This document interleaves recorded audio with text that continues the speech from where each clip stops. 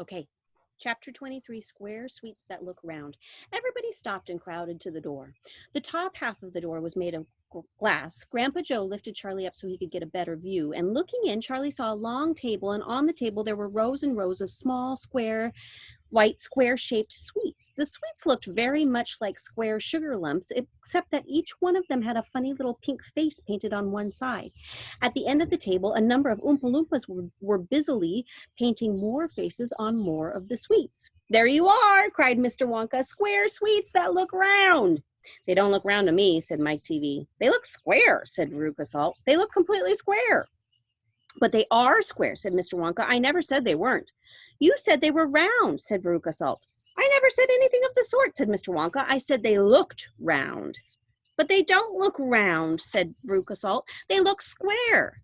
"They look round," insisted Mr. Wonka. "They most certainly do not look round," cried Veruca Salt. "Veruca, darling," said Mrs. Salt, "pay no attention to Mr. Wonka. He's lying to you." "My dear old fish," said Mr. Wonka, "go and boil your head."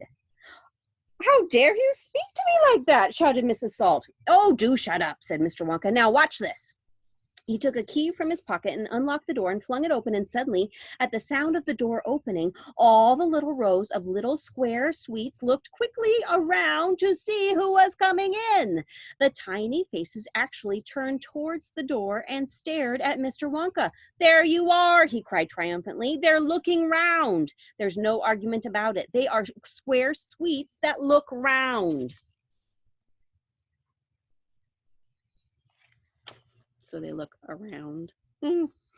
"By golly, he's right," said Grandpa Joe. "Come on," said Mr. Wonka, starting off down the corridor again. "On we go. We mustn't dawdle." "Butterscotch and butter gin," it said on the next door that they passed. "Now that sounds a bit more interesting," said Mr. Salt, Veruca's father. "Glorious stuff," said Mr. Wonka. "The Oompa Loompas all adore it. It makes them tiddly. Listen, you can hear them in there now, whooping it up." Shrieks of laughter and snatches of singing could be heard coming through the closed door. "They're drunk as lords," said Mr. Wonka. "They're drinking butterscotch and soda. They like that best of all. Butter gin and tonic is also very popular. Follow me, please. We really mustn't keep stopping like this." He turned left. He turned right. They came to a long flight of stairs. Mr. Wonka slid down the banisters. The three children did the same. Mrs. Salt and Mrs. TV, the only women now left in the party, were getting very out of breath. Mrs. Salt was a great fat creature with short legs, and she was blowing like a rhinoceros. "This way!" cried Mr. Wonka, turning left at the bottom of the stairs. "Go slower," panted Mrs. Salt. "Impossible," said Mr. Wonka. "We should never get there in time if I did." "Get where?" asked Veruca Salt. "Never you mind," said Mr. Wonka. "You just wait and see." Chapter 24. Veruca in the Nut Room. Mr. Wonka rushed on down the corridor. "The nut room," it said on the next door that they came to. "All right," said Mr. Wonka. "Stop here for a moment and catch your breath and take a peek through the glass panel of this door, but don't go in. Whatever you do, don't go into the nut room. If you go in, you'll disturb the squirrels." Everyone crowded around the door. "Oh, look, Grandpa, look," cried Charlie. "Squirrels!" shouted Veruca Salt. "Crikey," said Mike TV. It was an amazing sight. 100 squirrels were seated upon high stools around a large table. On the table, there were mounds and mounds of walnuts, and the squirrels were all working away like mad, shelling the walnuts at a tremendous speed. "These squirrels are specially trained for getting the nuts out of walnuts," Mr. Wonka explained. "Why use squirrels?" Mike TV asked. "Why not use Oompa Loompas?" "Because," said Mr. Wonka, "Oompa Loompas can't get the walnuts out of walnut shells in one piece. They always break them in two. Nobody except the squirrels can get walnuts whole out of walnut shells every time. It is extremely difficult. But in my factory, I insist upon only whole walnuts. Therefore, I have to have squirrels do the job. Aren't they wonderful, the way they get those nuts out? And see how they first tap each walnut with their knuckles to be sure that it's not a bad one. If it's bad, it makes a hollow sound and they don't bother to open it. They just throw it down the rubbish chute." Rubbish is like a British way of saying garbage. So the garbage chute. "There, look, watch that squirrel nearest to us. I think he's got a bad one now." They watched the little squirrel as he tapped the walnut shell with his knuckles. He cocked his head to one side, listening intently, and then suddenly he threw the nut over his shoulder into a large hole on the floor.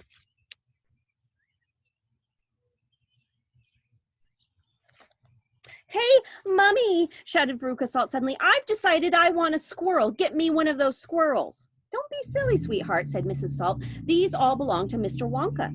I don't care about that, shouted Veruca. I want one. All I've got at home is 2 dogs and 4 cats and 6 bunny rabbits and 2 parakeets and 3 canaries and a green parrot and a turtle and a bowl of goldfish and a cage of white mice and a silly old hamster. I want a squirrel. All right, my pet, Mrs. Salt said soothingly. Mummy'll get you a squirrel just as soon as she possibly can. But I don't want any old squirrel, Veruca shouted. I want a trained squirrel. At this point, Mr. Salt, Veruca's father, stepped forward. Very well, Wonka, he said importantly, taking out a wallet full of money. How much do you want for one of these squirrels? Name your price. They're not for sale, Mr. Wonka answered. She can't have one. Who says I can't? Shouted Veruca. I'm going in and get one myself this very minute. Don't, said Mr. Wonka quickly, but he was too late. The girl had already thrown open the door and rushed in. The moment she entered the room, 100 squirrels stopped what they were doing and turned their heads and stared at her with small, beady eyes. Veruca Salt stopped also and stared back at them, and then her gaze fell upon a pretty little squirrel sitting nearest to her at the end of the table. The squirrel was holding a walnut in its paws. All right, Veruca said, I'll have you. She reached out her hands to grab the squirrel, but as she did so, in that first split second when her hands started to go forward, there was a sudden flash of movement in the room like a flash of brown lightning, and every single squirrel around the table took a flying leap towards her and landed on her body. 25 of them caught hold of her right arm and pinned it down. 25 more caught hold of her left arm and pinned that down. 25 caught hold of her right leg and anchored it to the ground. 24 caught hold of her left egg, and the one remaining squirrel, obviously the leader of them all, climbed up to her shoulder and started tapping the wretched girl's head with its knuckles. Save her, screamed Mrs. Salt. Veruca, come back. What are they doing with her? They're testing her to see if she's a bad nut, said Mr. Wonka. You watch. Veruca struggled furiously, but the squirrels held her tight and she couldn't move. The squirrel on her shoulder went on tapping her head with his knuckles, and then all at once the squirrels pulled Veruca to the ground and started carrying her across the floor. Oh, my goodness, she is a bad nut after all, said Mr. Wonka. Her head must have sounded quite hollow. Veruca kicked and screamed, but it was no use. The tiny, strong paws held her tightly and she couldn't escape. Where are they taking her? Shrieked Mrs. Salt. She's going to where all the other bad nuts go, said Mr. Willy Wonka, down the rubbish chute. By golly, she is going down the chute, said Mr. Salt, staring through the glass door at his daughter. Then save her, cried Mrs. Salt. Too late, said Mr. Wonka. She's gone. And indeed, she had. But where? Shrieked Mrs. Salt, flapping her arms. What happens to the bad nuts? Where does the chute go? That particular chute, Mr. Wonka told her, runs directly into the great big main rubbish pipe, which carries away all the rubbish from every part of the factory. All the floor sweepings and potato peelings and rotten cabbages and fish heads, stuff like that. Who eats fish and cabbage and potatoes in this factory, I'd like to know, said Mike Teavee. I do, of course, answered Mr. Wonka. You don't think I live on cocoa beans, do you? But, shrieked Mrs. Salt. Where does the great big pipe go in the end? Ooh, why, to the furnace, of course, Mr. Wonka said calmly. To the incinerator. Mrs. Salt opened her huge red mouth and started to scream. Ah! Don't worry, said Mr. Wonka. There's always a chance that they've decided not to light it today. A chance, yelled Mrs. Salt. My darling Veruca, she'll be sizzled like a sausage.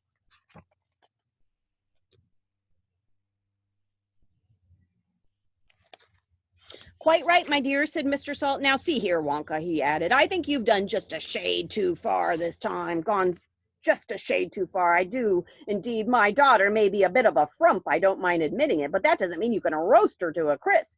I'll have you know I'm extremely cross about this, I really am. Oh, don't be cross, my dear sir, said Mr. Wonka. I expect she'll turn up sooner or later. She may not have even gone down at all. She might be stuck in the chute just below the entrance hole. And if that's the case, all you have to do is go in and pull her up again. Hearing this, both Mr. and Mrs. Salt dashed into the nut room and ran over to the hole in the floor and peered in. Veruca, shouted Mrs. Salt, are you down there? There was no answer. Mrs. Salt bent down further to get a closer look. Do you have a prediction? I have a prediction. I also kind of feel like Mr. Wonka knew this was going to happen. She bent further forward to get a closer look. She was now kneeling right on the edge of the hole with her head down and her enormous behind sticking up in the air like a giant mushroom. It was a dangerous position to be in. She needed only one tiny little push, one gentle nudge in the right place, and that is exactly what the squirrels gave her. Over she toppled into the hole, head first, screeching like a parrot.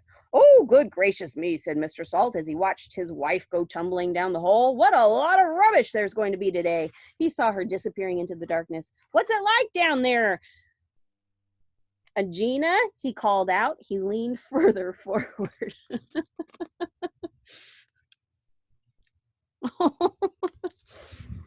Prediction? Mm-hmm.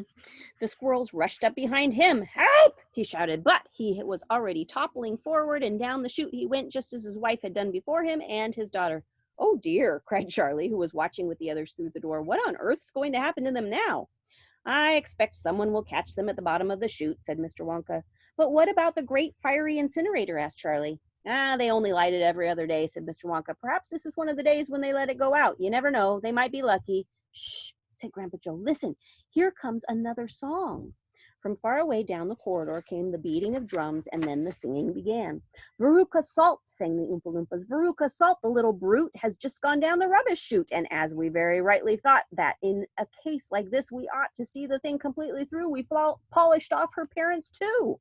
Down goes Veruca down the drain, and here perhaps we should explain that she will meet as she descends a rather different set of friends to those that she has left behind. Those won't be nearly so refined. A fish head, for example, cut this morning from a halibut.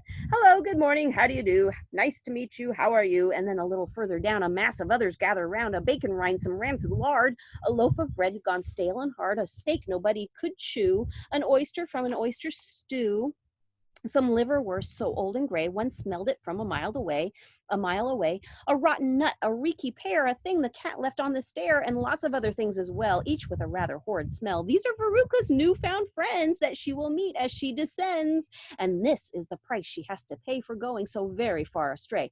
But now, my dears, we think you might be wondering, is it really right that every single bit of blame and all the scolding and the shame should fall upon Veruca Salt? Is she the only one at fault? For though she spoiled, and dreadfully so, a girl can't spoil herself, you know. Who spoiled her then?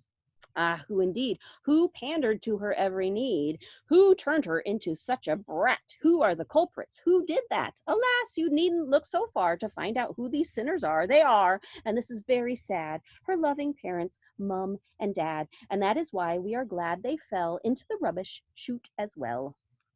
The next chapter is chapter 25, The Great Glass Lift. And a lift is an elevator. So in Great Britain, sometimes they say lift instead of elevator. So the Great Glass Lift.